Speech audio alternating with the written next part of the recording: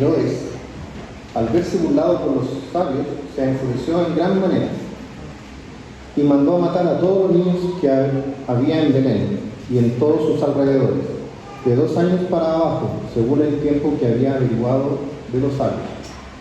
Entonces se cumplió lo que fue dicho por medio del profeta Jeremías cuando dijo: se oyó una voz en Ramá, llanto y gran lamentación, Raquel que llora a sus hijos y que no quiso ser consolada porque ya no existe. Pero cuando murió Herodes, un ángel del Señor se apareció en sueños a José en Egipto diciendo: levántate, toma al niño y a su madre y vete a la tierra de Israel, porque los que atentaban contra la vida del niño han muerto. Y levantándose, José tomó al niño y su madre y vino a la tierra de Israel. Pero cuando oyó que Arquelao reinaba sobre Judea en lugar de su padre Herodes, tuvo miedo de ir allá, y advertido por Dios en sueños, se fue para la región de Galilea. Cuando llegó, vivió en una ciudad llamada Nazaret, para que se cumpliera lo que fue dicho por medio de los profetas: él será llamado Nazareno. Esta es palabra del Señor. Hola, muy buenas tardes. Antes de partir con el sermón de hoy día, me gustaría agregar una oración y tener un tiempo de oración por los hermanos y la gente del sur, de la región del Biobío, que pudiéramos orar por ellos por este momento difícil de incendios que están pasando. Así que les invito a orar. Padre Santo, te agradecemos el poder reunirnos una vez más un domingo, pero al mismo tiempo también queremos interceder por tantas personas, hombres, mujeres y niños, Señor, que en este momento están sufriendo los embates del fuego. Queremos rogarte que proteja sus vidas, sobre todo, que también proteja sus bienes y que puedan ser controladas las llamas, Señor. Sabemos que hay mucha gente que es parte de nuestra familia en la fe, Señor, que está ahí. Así que oramos por ellos, en el nombre de Cristo Jesús. Amén. Bueno, me presento para quienes no tenemos el gusto de conocernos. Soy Gustavo Sobarzo, predicador laico de esta iglesia de Cristo Redentor. Y quería partir con una pregunta el día de hoy. ¿Cómo reaccionas cuando Dios se cruza en tus planes? ¿Cómo reaccionamos cuando el Señor interrumpe aquello que hemos soñado, que hemos trabajado, que hemos hecho? Todos nosotros hacemos planes. Todos tenemos desde cosas pequeñitas que vamos a comer hoy día hasta sueños de vida, cómo transformar el mundo. Estos planes dependen muchas veces del contexto en el que vivimos, de nuestros propios anhelos, de lo que vemos que necesita quienes nos rodean, lo que sea. Pero estos planes a veces son cambiados por Dios. Un trabajo no conseguido, una relación rota, una muerte, un incendio, una enfermedad, una oferta laboral. Estos cambios sacan cosas de adentro nuestro. No todos reaccionamos igual ante un cambio de planes. Eso nos ayuda a veces a enfrentarnos a nuestra realidad y darnos cuenta que no somos dueños de nuestras vidas, que no tenemos el control. Es una buena oportunidad para que aflore lo que hay en nuestros corazones y, más importante, lo que creemos acerca de quién es Dios, quién es Jesucristo y quiénes somos nosotros. En el texto que leyó recién Rodolfo, que es parte de esta serie de Mateo, el segundo capítulo de Mateo, seguimos explorando los primeros años de vida de nuestro Señor Jesucristo. ¿Y cuál fue el contexto en el cual Dios permitió que nuestro Salvador creciera y cómo se fue formando su carácter? Sin duda, estas historias que hemos leído acerca de los Reyes Magos, de lo que vimos hoy día, de lo que seguiremos viendo, son historias que María probablemente le contó al joven Jesús mientras estaba creciendo en Nazaret. Y también fueron historias que se les contaron a los evangelistas, a Mateo, a Juan, a otros. Y que Mateo en este caso registra para que nosotros las conozcamos el día de hoy.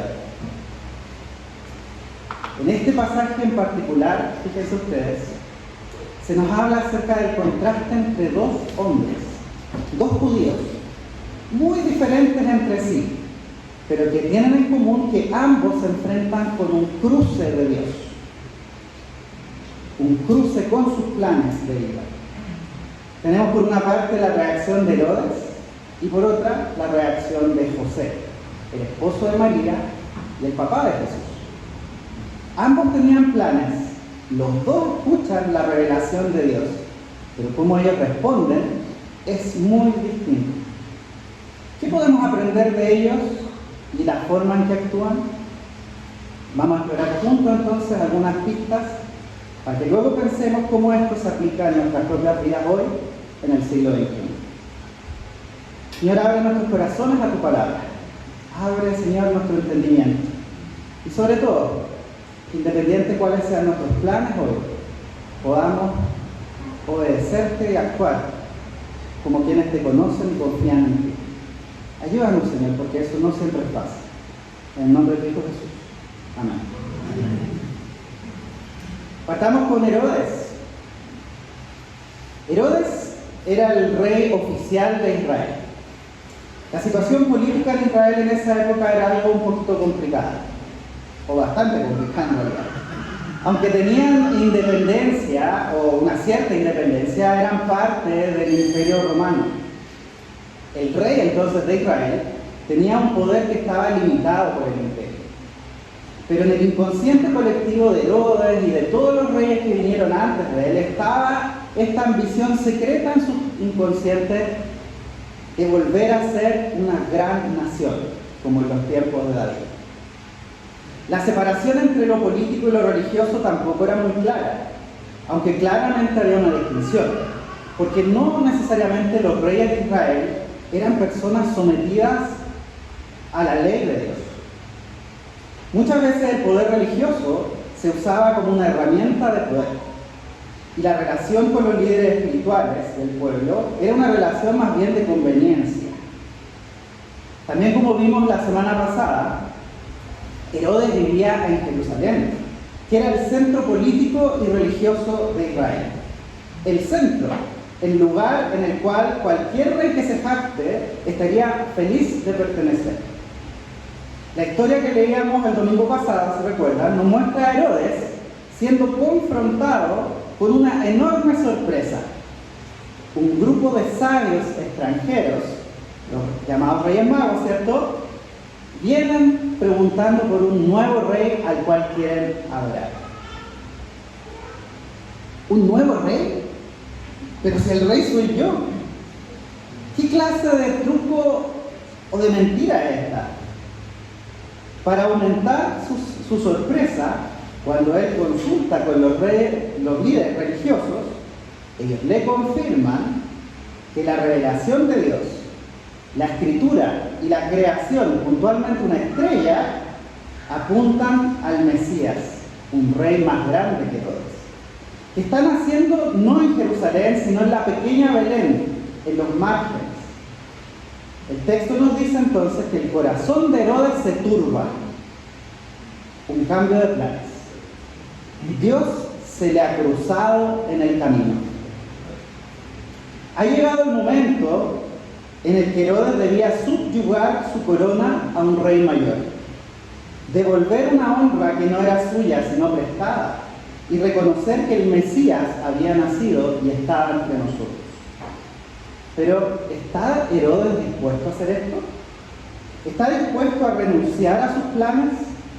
¿Está dispuesto a ceder el control de su propia vida? Herodes se turbó. El texto nos da muchos indicios de lo que está pasando en el corazón de Herodes en ese momento. Sorpresa, desconcierto, pero yo creo que sobre todo miedo, temor. Porque cuando Dios se cruza con los planes de Herodes, no es por la esquinita de su vida. Se cruza tocando justamente aquello que Herodes más cuida: su poder, su identidad, su control. Herodes podría haber reaccionado buscando discernir la voluntad de Dios, pero no. Herodes reacciona buscando proteger lo suyo. Y ojo con esto.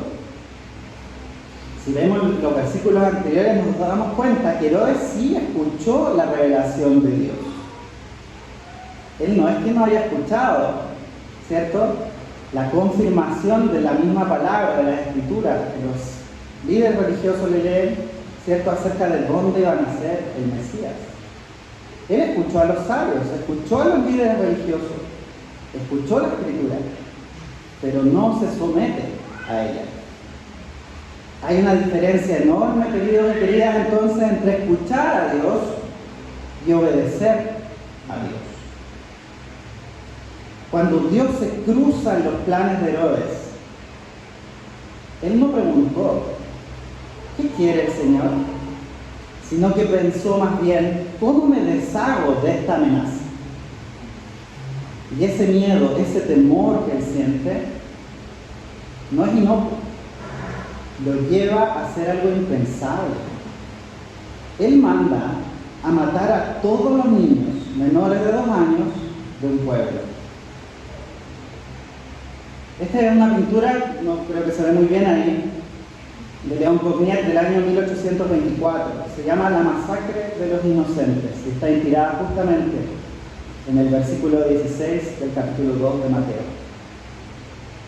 Mateo cita acá al profeta Jeremías con esa imagen tan dolorosa del Antiguo Testamento, Raquel llorando por sus hijos. Eso es el Evangelio de Mateo diciéndonos a nosotros. Eso es lo que pasa cuando el poder se vive desde el miedo. Qué increíble pensar que Herodes ya conocía la historia en el Antiguo Testamento de la masacre de los niños en Egipto. Sin embargo, no tiene escrúpulos en volver a repetir la misma historia. Queridos y queridas, es importante considerar, creo yo, que Herodes no solamente es una persona histórica.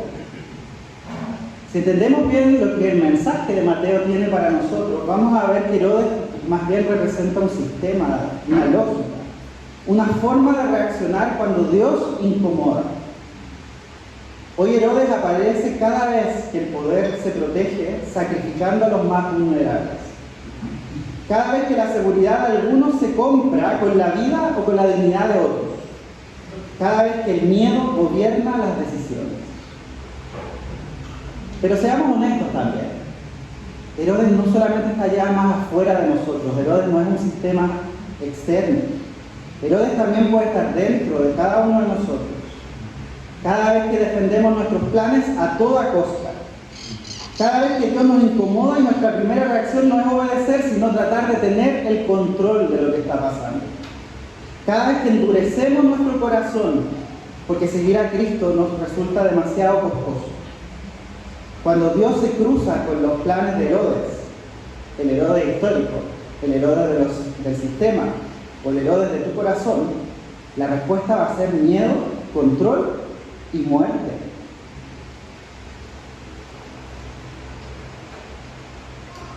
Pero por otro lado tenemos también a José. Y gracias, Señor, porque pone la historia de José al lado de esta tragedia de la muerte de los inocentes.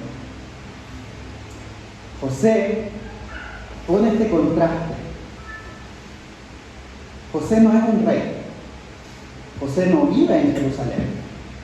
José no tiene poder político ni tampoco religioso. Él es un hombre común y corriente para la época, trabajador, un joven carpintero, con una familia frágil, recién formada a su cargo. Sin embargo, José también ve sus planes interrumpidos por Dios. Dios se le aparece en sueños. Ya vimos la historia antes de Navidad, ¿cierto? Primero, que cambia sus planes, que toma a esta mujer que está embarazada como su esposa. Y luego de todo lo que ocurre en torno al nacimiento del pequeño Jesús, de nuevo se le vuelve a aparecer un ángel en sueños, que dice que huya, que tome al niño, a su madre, que salga de noche, que se vaya a Egipto, que es un lugar complicado para los judíos, ¿cierto? Y José obedece. No se registra ninguna palabra en el Evangelio de algo que diga José. No sabemos qué es lo que él dice, qué es lo que estaba pensando, ¿cierto? Pero sí sabemos que él obedece. Él obedeció pagando un precio. Fue una obediencia que le costó. Fue arriesgado. Fue silencioso. José y su familia se convierten en migrantes. Viven como extranjeros. Dejan atrás su tierra, su trabajo, su red de apoyo. Y luego, pasado un tiempo, vuelven. Pero fíjense que no vuelve al lugar que esperaba. No es como que vuelva luego que pasa el peligro y continúa su vida como si nada. Termina en Nazaret, una ciudad sin prestigio, con una mala reputación. Eso lo vemos después en el Evangelio de Juan, en el versículo 46 del capítulo 1, cuando Natanael, ¿cierto?, uno de los futuros discípulos de Jesús, dice esta frase: ¿qué bueno va a venir de Nazaret? Dios se cruza con los planes de José. Pero José no intenta ni recuperar el control, no exige explicaciones a Dios, no negocia condiciones, o quizá lo hace, pero no está registrado en el texto. Su obediencia demuestra que confía en lo que Dios le dice, porque José conoce a Dios, porque José sabe que se puede confiar en Dios, y eso le permite obedecer y hacer cosas que quizás escapan a la lógica, cosas que sin duda cambian profundamente todos sus planes. Tenemos entonces el contraste con José y Herodes. José, que lidera de una manera muy diferente. José, a diferencia de Herodes, quien destruye para proteger su poder. José mata a niños. José protege a un niño. José se sacrifica para proteger la vida. Y gracias a esa obediencia de nuestro querido hermano José, el plan de Dios sigue adelante.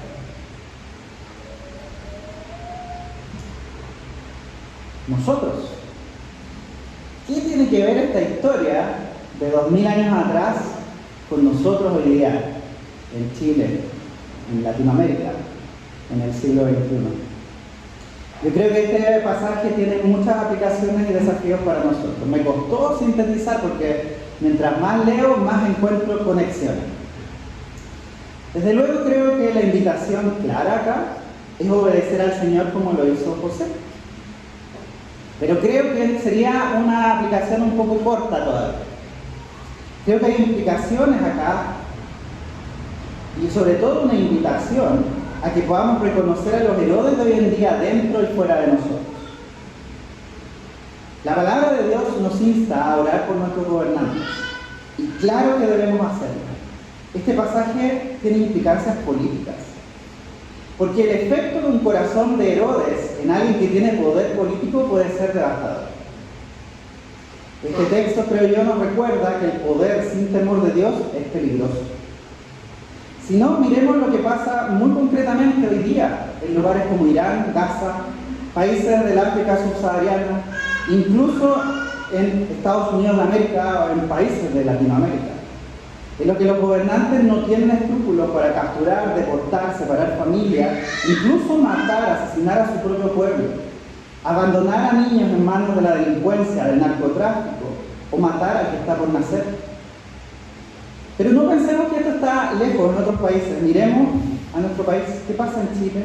¿Qué pasa en Santiago? Oremos por quienes nos lideran. Pero también seamos sensibles, queridos hermanos y hermanas, a la voz del Señor.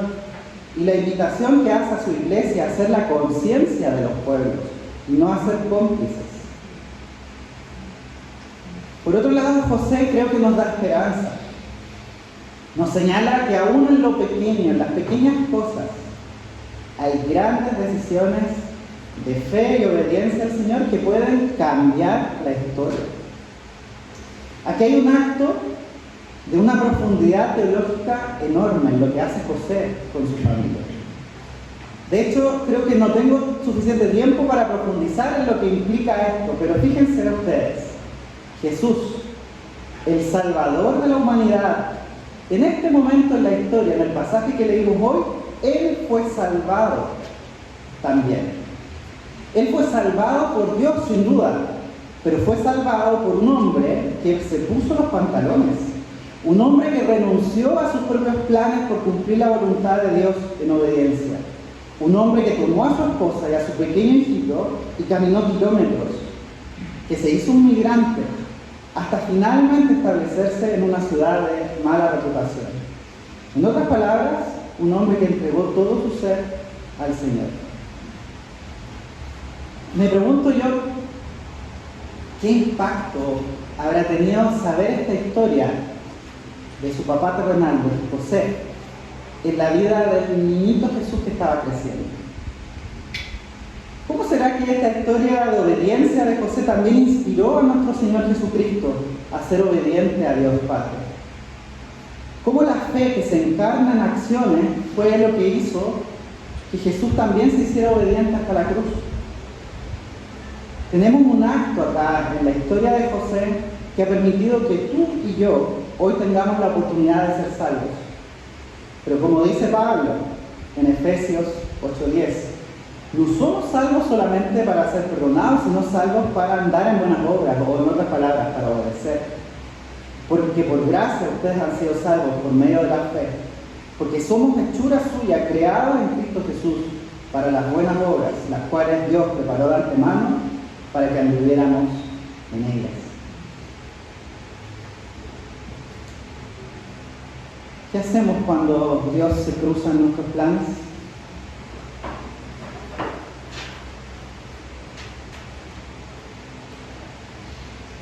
¿Reaccionamos como Herodes?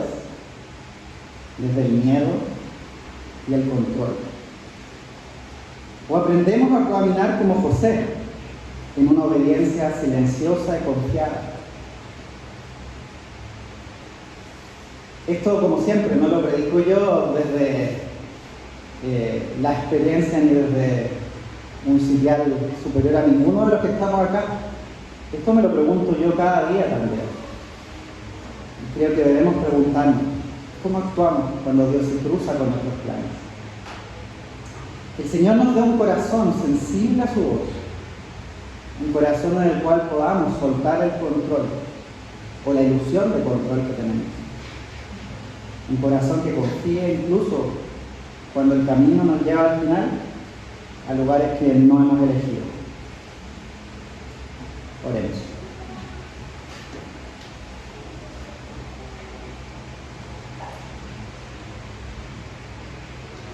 Señor, venimos delante tuyo simplemente para pedir tu gracia. Ayúdanos, Señor, a confiar en ti. Y para poder confiar, ayúdanos a conocerte profundamente. De tal manera que cuando te cruces en nuestro camino, que interrumpan nuestros planes, no actuemos como Herodes. No dejemos cabida al pecado a gobernar nuestras acciones. Ayúdanos, Señor, a obedecerte como José, quien fue bendecido por ti, y quien por gracia a su obediencia, Señor, hasta el día de hoy podemos disfrutar de conocerte a ti. Gracias, Señor, por tu Hijo Jesús. Gracias por este pequeño niño que finalmente creció para darnos vida y darnos vida en abundancia. En el nombre de tu Hijo Jesús te lo pedimos. Amén.